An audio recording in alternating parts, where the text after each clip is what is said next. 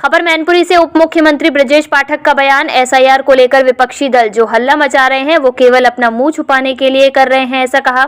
SIR निष्पक्ष पारदर्शिता चुनाव के लिए विपक्षियों को पराजय का सामना करना पड़ेगा, घुसपैठियों को बाहर किया जाएगा।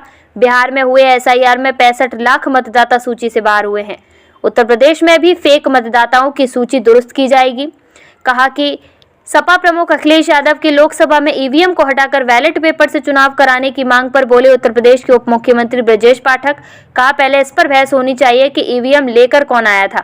अखिलेश यादव पर हमला करते हुए उप मुख्यमंत्री ने कहा, उनके पास कहने को कुछ रहा नहीं है। अखिलेश यादव कहा, तुष्टीकरण की राजनीति, खास तौर पर मुस्लिम परस्ती की राजनीति छोड़ दें। कप सिरप को लेकर उप मुख्यमंत्री ब्रजेश पाठक ने कहा कि उच्च स्तरीय जांच चल रही है, कोई दोषी बचेगा नहीं, कड़ी कार्यवाही होगी। एसआईआर को लेकर के जनपद स्तरीय समीक्षा बैठक का भारतीय जनता पार्टी के जिला कार्यालय पर आयोजन हुआ। भारतीय जनता पार्टी के कार्यकर्ता भारत निर्वाचन आयोग के निर्देशों के अनुरूप प्रदेश के सभी बूथों पर जाकर के गणना प्रपत्र फार्म भरवा करके जमा करने में बीएलओज की मदद कर भारतीय जनता पार्टी का मानना और लोकतंत्र की शुचिता के लिए एसआईआर बहुत जरूरी है। एसआईआर कोई पहली बार नहीं हो रहा है, ये आजादी के बाद कई बार, संविधान लागू होने के बाद कई बार, लेकिन विपक्षी दल जो हो हल्ला मचा रहे हैं वो केवल अपना मुंह छिपाने के लिए, फेस सेविंग के लिए कह रहे हैं। एसआईआर लागू होने के बाद चुनाव हुआ और ऐसा जानकारी में मीडिया के माध्यम से हमें पता चला कि लगभग 65 लाख से अधिक मतदाताओं को सूची से बाहर किया गया।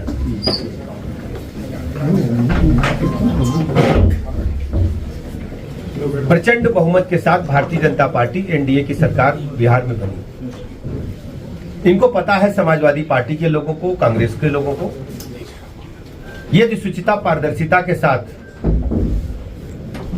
मतदान होता है तो चुनाव में वो भारी पराजय का सामना करेंगे। बिहार में आरजेडी के गुंडा राज को, जंगल राज को जनता ने नकार दिया। 20 बरस कंटिन्यूअस नीतीश जी के नेतृत्व में एनडीए की सरकार वहां चल रही है और यही हाल उत्तर प्रदेश का भी है।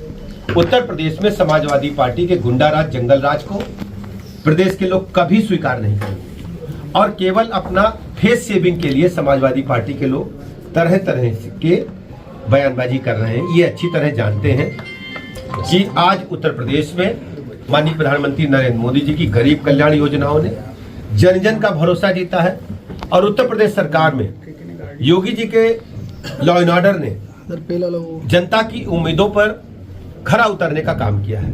आज उत्तर प्रदेश राज्य देश का सबसे तेजी के साथ प्रगति करने वाला राज्य है।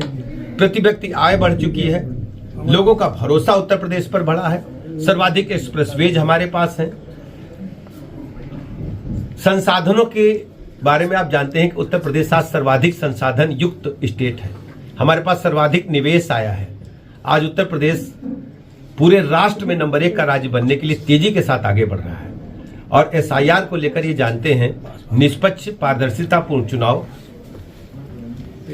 इनको पराजय का सामना करना पड़ेगा। घुसपैठिए बाहर होंगे, जो देश विरोधी ताकतें हैं, जो देश में इन प्रकार घुसपैठ करके निवास बना लिए हैं, उनको कानून के तहत कड़ी सजा मिले। विपक्ष लगातार ये आरोप लगा रहा है कि घुसपैठियों की आप बात करते हैं। मैं कह तो रहा हूँ, आप बिहार में अभी तक कितने घुसपैठी आप लोगों ने? 65 लाख से अधिक लोग मतदाता सूची से बाहर किए गए।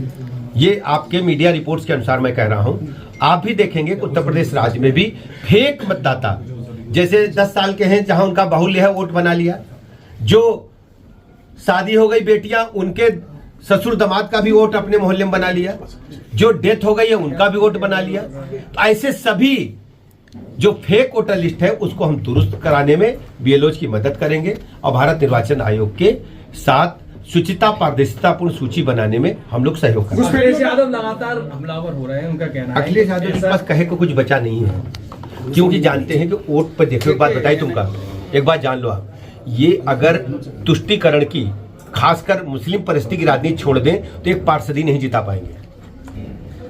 कप सिरप को लेकर के लगातार कप सिरप को लेकर के उच्च स्तरीय जांच चल रही है, कोई भी दोषी बचेगा नहीं और कड़ी कार्रवाई हो। सर स्वास्थ्य विभाग की अगर बात करें तो मैनपुरी में कई ऐसी डॉक्टर नहीं है कि जो अभी चर्चा हुई है, एक मैनपुरी में कार्डियोलॉजिस्ट की आवश्यकता है, उस पर चर्चा हुई है। हमने डीजीएल से अभी अंदर कमरे से ही बात किया है और कोई कार्डियोलॉजिस्ट आपकी जानकारी में अगर मैनपुरी में आना चाहता है हम उसे ट्रांसफर करके तैनात करेंगे। हम भी अभी डीजीएल से कहें कोई चिकित्सक यहाँ ढूंढिए जो बेहतर हो, मैनपुरी में रह सके, उसको यहाँ तैनात करें। कैंसर यूनिट शुरू नहीं हुई 20 साल से। आपको पता है कैंसर यूनिट के लिए समाजवादी पार्टी बराबर बिल्डिंग खड़ी करके चले जाते हैं और हम बेहतर से बेहतर लोगों को चिकित्सा व्यवस्था उपलब्ध करा रहे हैं। और बताइए सफाई उठा लेगा आपके बारे में जाके तो पूछो, ये सब अपने ज्यादा मतलब मत कहलाइए।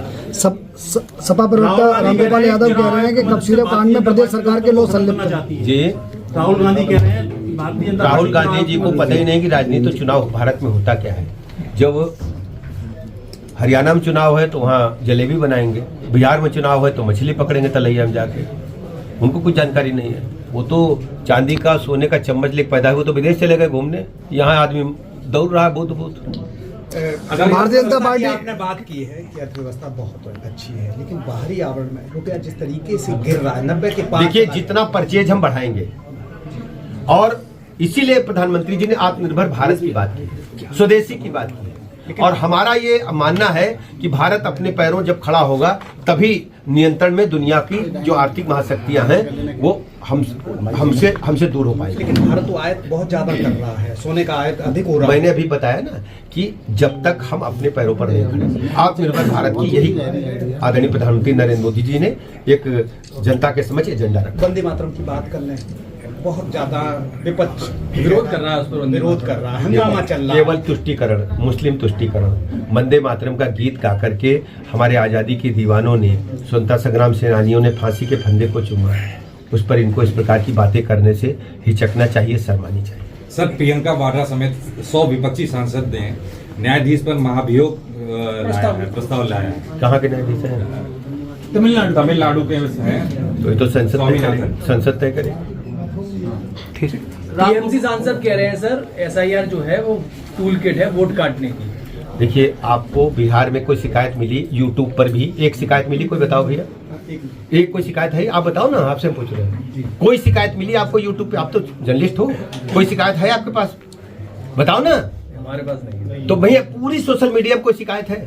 सिद्ध नहीं कर सर ये रामगोपाल कह रहे हैं कि वंदे मातरम संसद में गाते हैं तो उनको बाहर निकाल दिया जाता है। समाजवादी पार्टी इसका विरोध कर रही, बयान दे रही है। देखिए वंदे मातरम गीत आजादी के दीवानों का गीत है और हम सब वंदे मातरम गीत गा करके ही भारत माता की यशोगाथा को दुनिया के सर्वोच्च शिखर पर ले जाने का काम कर रहे हैं।